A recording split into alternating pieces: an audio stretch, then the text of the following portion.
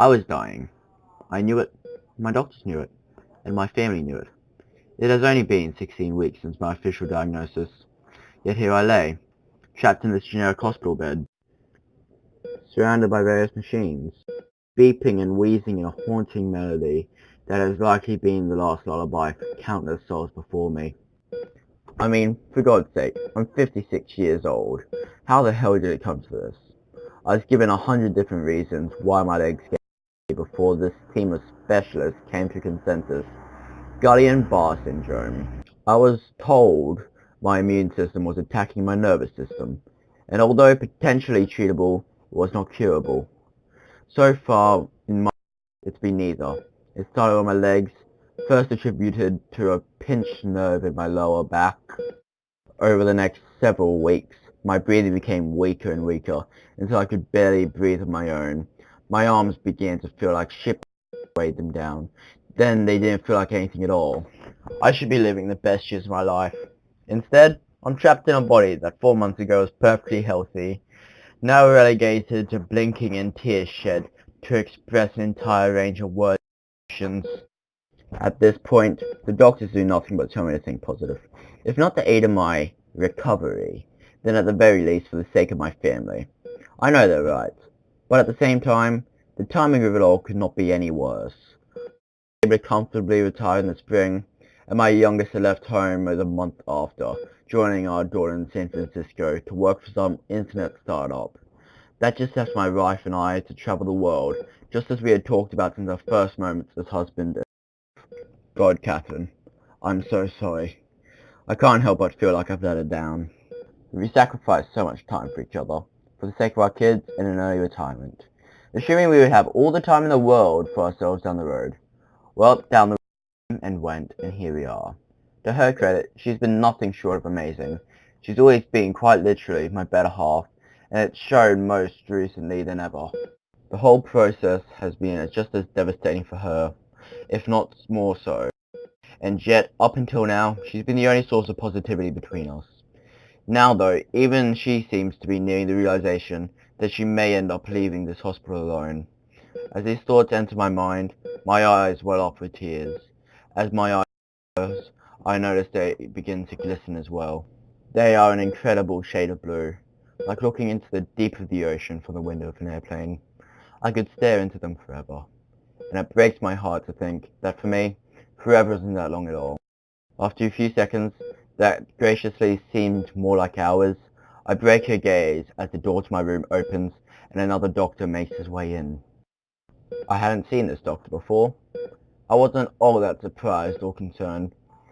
I've been in and out, giving their useless input and expertise on my condition. I watched him as he calmly walked across the room, around to the bed and to the seat right beside my wife. She didn't seem to pay him any attention. I didn't want to either.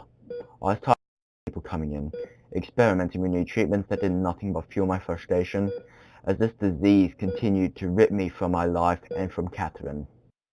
I could tell she was still looking at me, finally letting her pent-up emotions get the better of her. Tears streamed down her face like condensation, and her smile became hidden behind tightly pursed lips. I wanted so desperately to squeeze her hand, to look at her and tell her everything was okay, but I wasn't able to, just as I was to take my eyes off my new doctor as he took a seat next to her. He was wearing a typical white robe and looked to be wearing a nice black suit underneath. He was probably a research director or some other head high up on the pay scale. His face was void of any emotion, and it didn't appear as if he had any intention of speaking to either of us. He was holding his hands out in front of him, the same way someone would hold a candle at a vigil. I uncomfortably turned my eyes to his hands as he sat unnervingly still. I didn't know what this man was doing. It seemed that, although Catherine didn't acknowledge his presence, she had grown increasingly upset since the moment he entered the room. I was furious. He'd taken away the only source of positive energy I had, and I just wanted him to leave in peace. As the curiosity in my stare turned to menace, he reached his hands in front of my wife and placed a small black box between us. It didn't look like a jewelry box, nor did it appear it could even be opened. It was just a cube, black in its purest form, dark enough to appear as if it was an absence of space rather than an object sitting on my bedside. like a broken pixel on a computer screen. I looked from the box to my wife, expecting her to be inquiring the man about this box, or even of his presence in general. She still had yet to look away from me. If she was so upset, why hadn't she asked the man to leave? I would be screaming this man out of the hospital if I could, but all I could do was turn my attention back to the doctor and hope my eye contact was enough to relay the message. It turned out he hadn't taken his eyes off me either. His emotionless appearance, a perfect contrast to my near unhinged wife. I had no idea what to make of this incredibly strange situation, but before I could even compose a thought about it, the doctor reached for my arm and extended it to my wife. I was hoping he did so in an effort to comfort her, so she could grab my hand and we could pretend, at least briefly, things would be okay. However, my wife did not extend her arm in return, and instead my hand fell short of her as the doctor rested directly on top of the black box. My eyes shut tight like I had just been shocked by a loose wire, and my heart was racing, pumping faster than it had in months. It was like a few seconds before I was able to open my eyes again, and when I did, practically blinded by sunlight. When my eyes adjusted, I found I was no longer in my bed, but in the yard. My yard? Well, my parents' yard, I suppose, but I was at my childhood home in Indiana, running around like I had done every day when I was little. Unbelievably, I was able to move again, but my movements were not my own. It just seemed so familiar. But then it hit me until I began to run towards the garden my mum had in the back of the yard, that this was a memory. A very real memory, and one of my exact. It was the first time I was stung by a bee when I was 2 years old. All I could do was watch as it played out for me.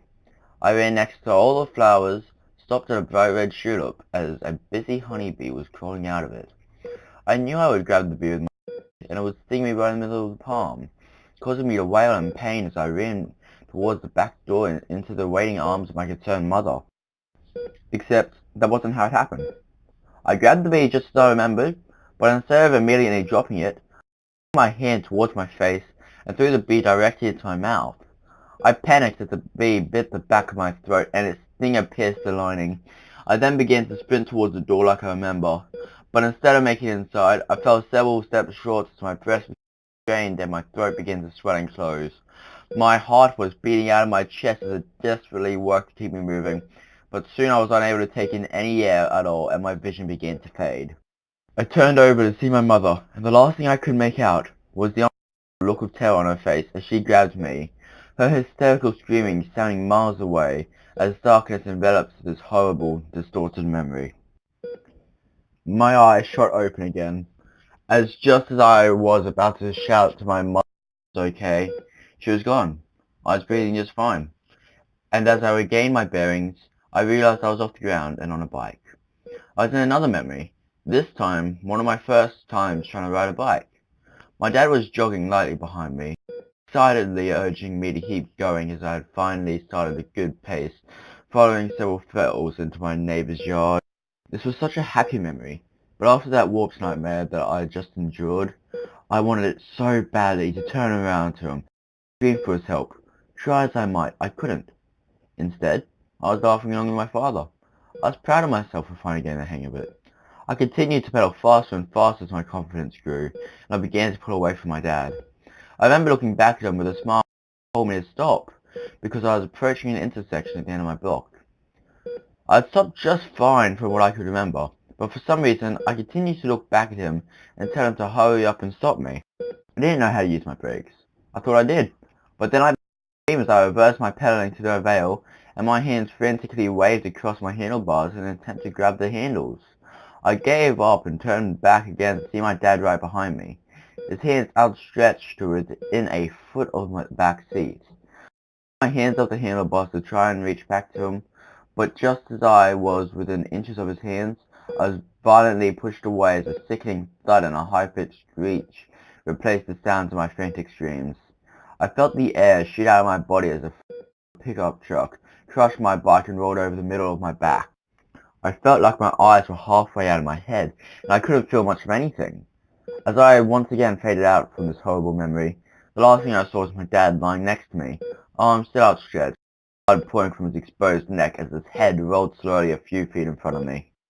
Again, my eyes opened. I didn't want them to. I was afraid to see any more of my life ruined by these twisted variants of my memories. But this new experience began anyway. And I was driving rather fast on an empty winding road. As things progressed, I had a hard time putting together when and where this was. This was the first memory so far that I didn't really well remember. It didn't help that I felt disorientated, but I just assigned it to the effects of what I'd already seen during these terrible nightmares. Had I fallen asleep with the doctor there? Did he do something to me? What about Catherine? Just as I thought about her, I heard a laugh coming from the passenger seat of the car. God no. Not Catherine. Don't do this to me. I couldn't bear to see anything happen to her. I don't give a shit if any of this is real or not. I looked over to see her laughing in the passenger seat, and I couldn't help but laugh myself. That's I know why. Laughing is the last part I felt like doing, but I did it anyway. She looked younger, but still as beautiful as she had always been. I saw her dressed up in a costume. She looked like Wonder Woman, as I saw myself dressed as Clark Kent / Superman combination. Then it hit me like bricks. We were on our way back from a Halloween party back in college. I couldn't picture when this happened because I don't remember it. I was drunk. For years the both of us talked about how lucky we were to make it back safely to my apartment that night, and she was mad at me for a week after I was as drunk as she was that night. As our laughter continued back in the car, I dreaded what was yet to happen. I looked over at her again and I couldn't help but stare. She really was beautiful. I was completely lost in those same blue eyes, to the point where when my car became the road, I still didn't look away, even when my head snapped forward and the windshield shattered. I kept my eyes on her as her seatbelt snapped and her body propelled forward over the dashboard and straight into that pole. Her body contorted and snapped as the steering wheel cracked the skull wide open, and I fell back against the seat as Catherine's lifeless body collapsed in a jagged heap next to mine. Her eyes were wide open, still with a look of blissful laughter, as a small stream of blood ran slowly between them. I drifted from consciousness. Blue eyes continued to stare through me. My eyes opened. Of course they did. They kept opening. Memory after memory went by, nostalgia and happiness replaced with torturous, morbid misery, like all the others. My parachute doesn't open as I'm skydiving during our honeymoon. Tortured the ground below enveloped me and listened to my body splinter. I wake up again to a late night run to get my pregnant wife fast food. She asked me to go to a half hour earlier, and her favorite takeout was surrounded by police by the time I made it. This time though, she wakes me up in time to be next to 9 as a man put a bullet in the back of my head before jumping through the counter for a few $100s. All of these dreadful pneumonia blend together as my memories turn against me and leave me in perpetual agony. As the familiar darkness begins to set in, I almost welcome it as a sweet yet temporary relief. As I open my eyes, I feel as if my body had finally caught up with all that my mind has been through. Through bleary, tired eyes, I observe my surroundings, trying to piece together my life is about to be forever ruined. I recognize the flickering halogen light on the ceiling and the persistent sounds of beeping and wheezing machines.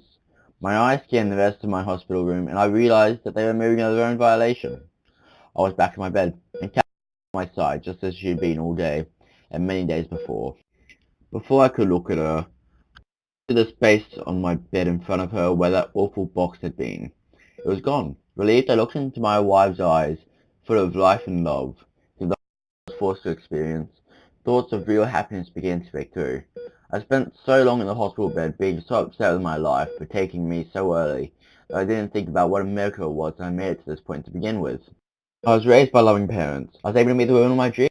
35 beautiful years with her, raised a wonderful family together, and despite not being able to continue living this wonderful life I had, I felt so thankful for the years I was given. I was so happy to see Catherine again that my eyes began to well up with tears, and hers returned the favour. In this visual embrace, I felt a brief rush of strength. It was my arm.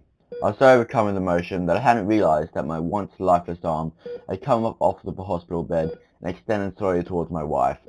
Tears burst from her eyes as her lips tightened herself from audibly sobbing as she reached her arm out and took my hand in hers. I thought my tears began to blur my vision, but as the room began to grow darker, I knew that I had finally reached the end.